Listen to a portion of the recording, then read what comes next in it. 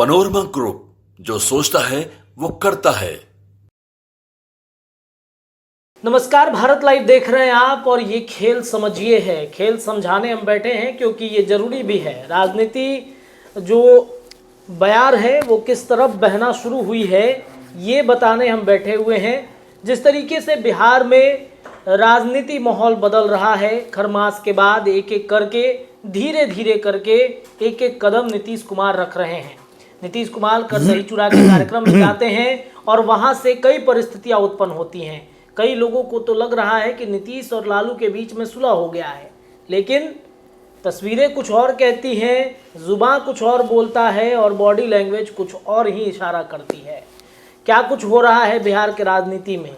नीतीश कुमार क्या एक बार फिर से बाजी पलटने की तैयारी में है? क्या भारतीय जनता पार्टी के साथ दिल्ली में बैठे जो जदयू के बड़े नेता हैं वो गुप्त बैठक कर रहे हैं?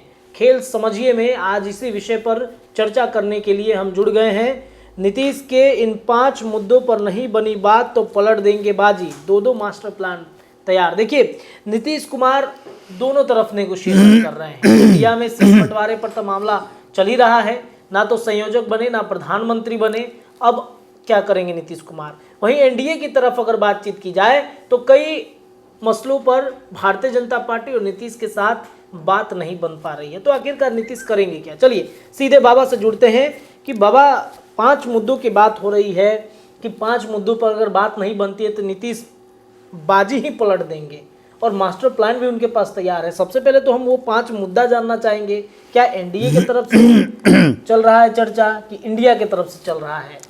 देखिए, जहाँ तक नीतीश कुमार की बात है, नीतीश कुमार को लेकर के हम लगातार कई तरह की बातें कह रहे हैं जी। और नीतीश कुमार आखिर हॉट केक क्यों बने हुए हैं? क्या नीतीश कुमार के बिना इस देश और बिहार की राजनीति नहीं चलेगी? लगता तो ऐसा ही है। जी जी जी।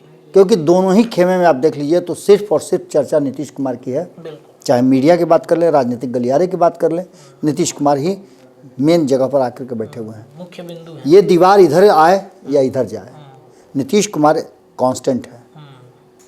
तो इसका मतलब है कि नीतीश कुमार की विशेषता भी है। जी।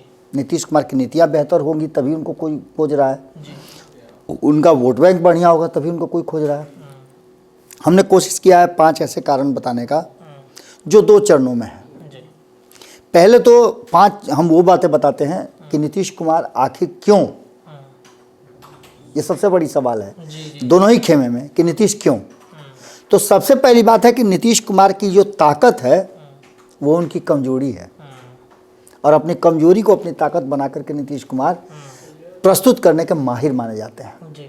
जैसे उनकी चाणक्य नीति का सभी लोहा मानते हैं और इसके साथ साथ लालू हो, कांग्रेस हो, भाजपा हो, सबको वो बारी बारी से टक्कर दे चुके हैं।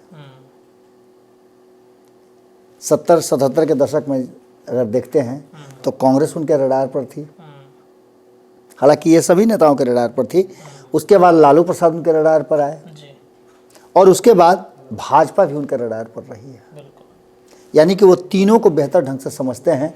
नीतीश कुमार की कमजोरी रही है कि अपनी ताकत को बढ़ाए रखने के लिए वो कारतूस किसी से लेते हैं, बंदूक उनकी होती है और ट्रिगर पर हमेशा उंगली रहता है कि फायर कर दें। अब ऐसी स्थिति में कारतूस सप्लाई करने के लिए सभी तैयार रहते हैं। तो सीधी सी बात है कि नीतीश कुमार की जो कमजोरी है, यानी उनके पास उतनी संख्या बल नहीं होती है जिससे वो सत्ता के करीब पहुंच जाए। तो उसके लिए वो अपने हथियार का प्रयोग करते हैं और हथियार दोनों तरफ से आ जाता है, कोई समस्या नहीं है। तो पहला तो ये हो गया। दोनों खेमे इस बात को जानते हैं कि नीतीश कुमार को अपने खेमे में लाएंगे तो उनके पास गोली बारूद, असलहा, कारतूस सब रहता है। वो कहीं ना कहीं इसका प्रयोग करके सत्ता तक पहुंच जाएंगे। सबसे बड़ी बात है कि नीतीश कुमार के पास एक और विशेषता है कि जिसके साथ रहते हैं उसमें सबको जोड़ करके साथ ले चलने का उनके पास एक हुनर है। जैसे आप देखिए, अभी 29 तारीख को जो उन्होंने फैसला किया, अपनी ही पार्टी में खंड खंड होती पार्टी को बचाने के लिए उन्होंने खुद अपने आगे आकर के और कमान संभाल लिया। तो इसमें सीधी तरह से सब कोई फेल हो जाता है। जैसे आप देखिए, कांग्रेस के साथ सामंजस्य बिठाने में कहीं ना कहीं कभी कभी आरजेडी भी फेल हो जाती है, भाजपा अपने साथियों को रोकने में फेल हो जाती है। लेकिन नीतीश कुमार ऐसी स्थितियों में उसको ग्रैब कर लेते हैं, अपने हाथ में ले लेते हैं। तो ये नीतीश कुमार की विशेषता है कि सबको साथ लेकर के चलने की उनकी जो योजना है, रणनीति है, उस रणनीति पर वो बहुत ही सफल होते हैं। हालांकि नीतीश कुमार पर भरोसा नहीं होता है, लेकिन उन पर भरोसा नहीं करके भी आप नीतीश कुमार को भुला नहीं सकते हैं, क्योंकि उनके बिना आप राजनीति बिल्कुल नहीं कर पाएंगे बिहार में। दूसरा सबसे महत्वपूर्ण चीज कि नीतीश कुमार दबाव की राजनीति करते हैं, अपने साथी पर हमेशा ऐसा दबाव बना के रखते हैं कि वो ऊपर नहीं उठ पाए या मुखर नहीं हो पाए। मतलब नीतीश कुमार जो हम द्वितीय ना, बिल्कुल नीतीश कुमार फैसला करते हैं। इसके अलावे आप एक और महत्वपूर्ण बात दीजिए कि नीतीश कुमार को कहीं ना कहीं इस बात का तो क्रेडिट आप दे सकते हैं ना कि उन्होंने शेर और सियार, हम किसी को शेर सियार नहीं कर रहे हैं, एक उदाहरण के तौर पर बता रहे हैं, शेर और सियार को एक ही घाट पर पानी पिला दिया।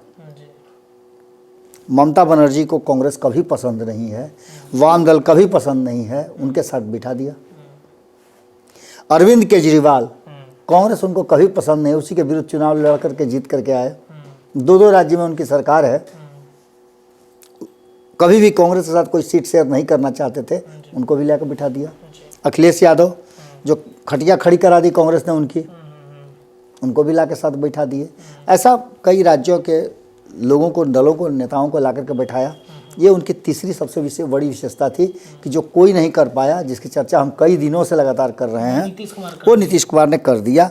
और कहीं ना कहीं ऐसी स्थिति में नीतीश कुमार को कमज़ोर आंका नहीं जा सकता है। अगर बात करें नीतीश कुमार को, तो कमान संभालने के लिए अगर वो कमान संभाल लेते हैं तो सबसे बड़ा ठप्पा जो लगा हुआ है विपक्ष पर, जो भारतीय जनता पार्टी का सबसे बड़ा मुद्दा है कि विपक्ष का मतलब गांधी परिवार, नीतीश के हाथ में कमान आते ही सबसे पहले ये ठप्पा हट जाएगा कि गांधी परिवार विपक्ष है।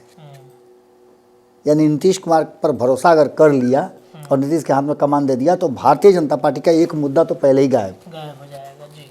दूसरा, नीतीश कुमार का जो चेहरा है वो काफ़ी महत्वपूर्ण है हिंदी पट्टी के लोगों के लिए।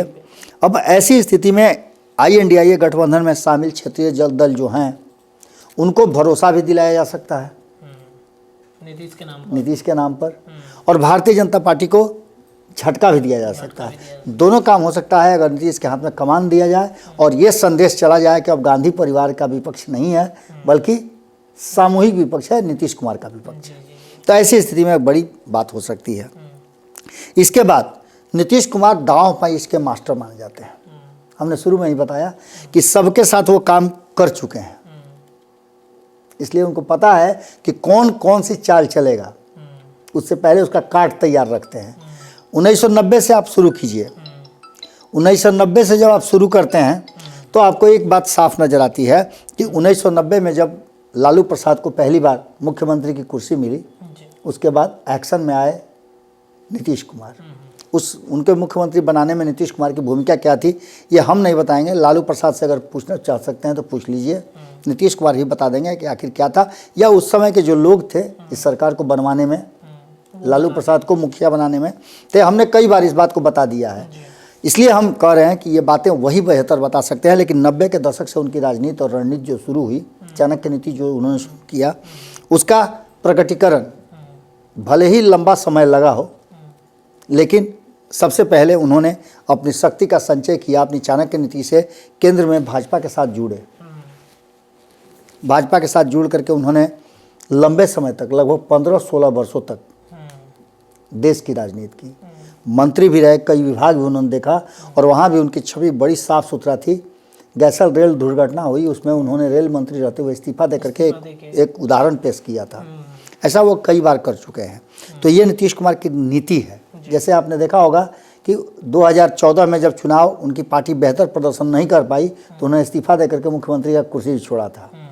उसके आगे अगर आप बढ़ते हैं तो 2015 आपको याद होगा, 2015 में उन्होंने किस तरह से सब कुछ अपने हाथ में ले लिया था। यानी कि 2015 में भारतीय जनता पार्टी को हराने के लिए उन्होंने सारा दल को भुला दिया, सबको भुला दिया, और लालू प्रसाद के साथ वो खड़ा हो गए। लेकिन उससे पहले 2013 में जब उनकी महत्वाकांक्षा प्रधानमंत्री बनने की थी, उन्हें लग रहा था कि जो NDA है उसमें वो एक बेहतर विकल्प हो सकते हैं लेकिन अटल नहीं बिहारी बनाएगा। वाजपेयी के बाद, लेकिन नहीं बनाएगी। लेकिन नहीं बनाया गया, जिससे नाराज़गी वो पूरा करने के लिए अभी तक वो नाराज़गी उनके मन में है। इसलिए जब जब उनको प्रधानमंत्री के लिए कहा जाता है तब तब वो हुक जो है भीतर से उठती है। जी। तो एक तो है कि दावपेच के मास्टर माने जाते हैं, और भारतीय जनता पार्टी हो या राष्ट्रीय जनता दल या कांग्रेस, सबको उन्होंने समय समय पर चौंकाया। अपने दाव से चौंकाया है और पछाड़ा भी है। जी।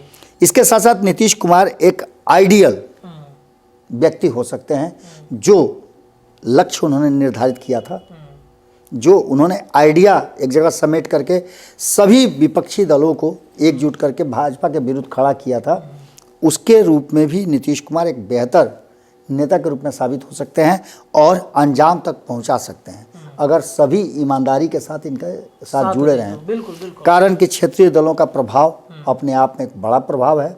अगर उसमें कांग्रेस का मिल जाता है और बाकी के दलों का भी सहयोग मिल जाता है, तो आप मान के चलिए कि जो वोट बैंक कांग्रेस का है, जो वोट बैंक नीतीश कुमार का है,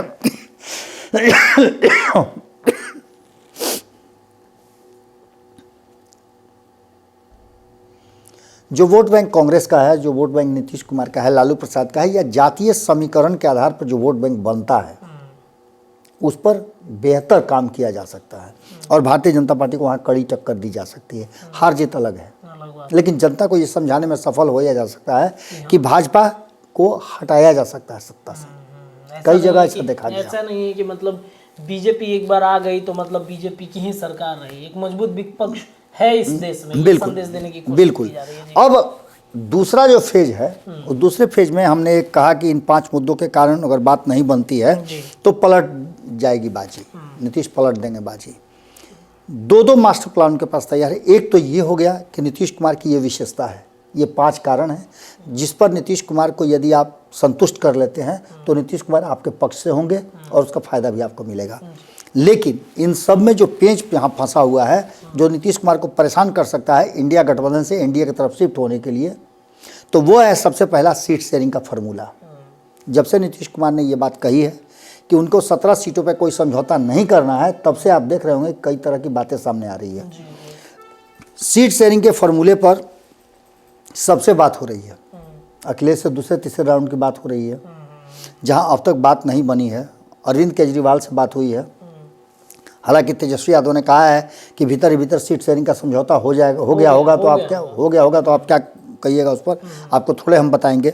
हम जानते हैं कि आप हमें नहीं बताएंगे, लेकिन अगर सीट शेयरिंग का फॉर्मूला हो गया रहता, अगर बच्चा होगा तो आप उसका मुंह जांच के तो नहीं रखिएगा कि हाँ क्या रोवे करेगा, लेकिन अभी तक कोई बच्चा रो नहीं रहा है। अगर बटा ही गया होता बाबा, सीट शेयरिंग का फॉर्मूला ही तय हो गया होता, तो ये जदयू के लोग जो बयानबाजी कर रहे हैं क्यों करते वो? आप ने जदयू की बात ठीक कही कि जदयू के लोग कर रहे हैं, लेकिन इसके साथ साथ देश भर में किसी भी राज्य में अब तक सीट शेयरिंग का कोई फार्मूला देखने को नहीं मिला, जबकि बैठकें सबके साथ हो रही हैं, ममता बनर्जी के साथ भी हो गई हैं। अब ये सारी बातें कहीं ना कहीं इस तरफ इशारा कर रही हैं कि सीट शेयरिंग का फार्मूला एक बड़ा कारण हो सकता है जो नीतीश को INDIA गठबंधन से बाहर कर सकता है। इसके साथ साथ नीतीश कुमार के सम्मान पर बार बार आप चोट पहुंचा रहे हैं और नीतीश कुमार अपने सम्मान के साथ कोई समझौता नहीं करते हैं, खास करके राजनीतिक परिप्रेक्ष्य में। तो ऐसी स्थिति में ये भी एक बड़ा कारण हो सकता है। तीसरा जो सबसे महत्वपूर्ण बात है कि नीतीश कुमार तोल मोल के मास्टर माने जाते हैं। पूरा वो एक एक सीट पर वजन करते हैं, आकलन करते हैं और उसके बाद वो फैसला करते हैं कि उन्हें जाना किधर है। मतलब राजनीतिक बनिया आप उनको कह सकते हैं। बिल्कुल, इसमें कोई दो राय नहीं है, आपने बहुत सा शब्द चुना है, राजनीतिक बनिया। अब ऐसी स्थिति में राम मंदिर वाला एक मुद्दा जो सामने आया है, उस पर आपने देखा होगा कि बहुत मुखर होकर के जनता दल यूनाइटेड बोलना शुरू की है। नरेंद्र मोदी को भी पता है कि नीतीश कुमार कहाँ जा कर के अपना डिमांड बंद करेंगे।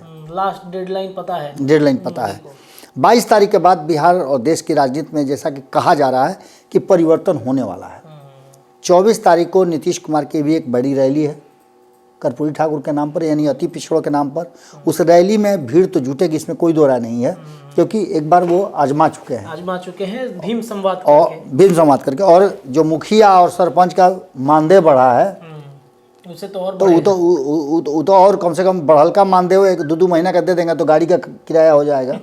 तो अपने पंचायत से 50-50 लोगों को लेकर के आएंगे तो आप समझिए कि लगभग मुझे लगता है कि पंचायतों की संख्या जो है वो 8,000 से ऊपर है, लगभग 9,000 के करीब 9,000 के करीब में है। तो ऐसी स्थिति में आप समझ ही सकते हैं कि 9,000 पंचायतों से अगर लोग चल करके आएंगे तो संख्या, हमको लगता है मैदान छोटा पड़ जाएगा, इनकम टैक्स भर जाएगा। हाँ, मैदान छोटा पड़ जाएगा, चूँकि वेटनरी कॉलेज ग्राउंड में है और ग्राउंड मिला जुला के ठीक ठाक है। तो वहाँ से पूरा एयरपोर्ट से लेकर के जब सब जाम हो जाएगा तब पता चलेगा कि मतलब भीड़ है, जैसा कि भीम संवाद के समय में किया गया था। इसलिए आप देखिए कि राम मंदिर के मुद्दे पर भी बहुत सारी बातें, जनता दल यूनाइटेड ने एक मोर्चा संभाल लिया है कि अगर कोई भी उस पर कुछ बोल रहा है, इंडिया का घटक दल, तो तुरंत उस पर रिएक्शन आ रहा है। उसके बाद विजय चौधरी, अशोक चौधरी, संजय झा, विजेंद्र यादव और केसी त्यागी, इनके बयानों को आप गौर कीजिए। ये सबके बयान कहीं ना कहीं इस बात की तरफ इशारा कर रहे हैं कि ये संतुष्ट नहीं है, और इन सभी के बयानों में भले ही लालू प्रसाद के यहाँ जा करके और वहाँ तख्तैया का नाच कर लें, लेकिन ये कहना बड़ा मुश्किल है कि नीतीश कुमार लालू प्रसाद से पैचअप कर चुके हैं। ऐसा नहीं हुआ है जो देखने को मिल रहा है। अब ऐसी स्थिति में जहाँ एक तरफ सीट का पेंच फंसा हुआ है, वहीं नीतीश कुमार को अब ये फैसला करना है कि वो पलटी मारेंगे या इधर रहेंगे। इधर रहने की संभावनाएं कम नज़र आती हैं, बिल्कुल।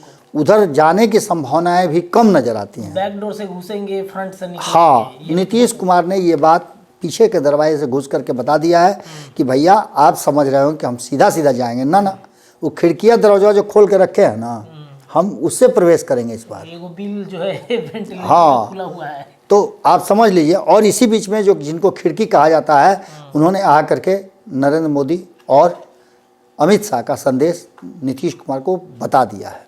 तो ऐसी स्थिति में आप समझ सकते हैं कि ये सारी संभावनाएं और सब कुछ तब तक रोक करके रखा गया है, क्योंकि चेहरे पर हवाइयाँ उड़ना शुरू हो चुका है।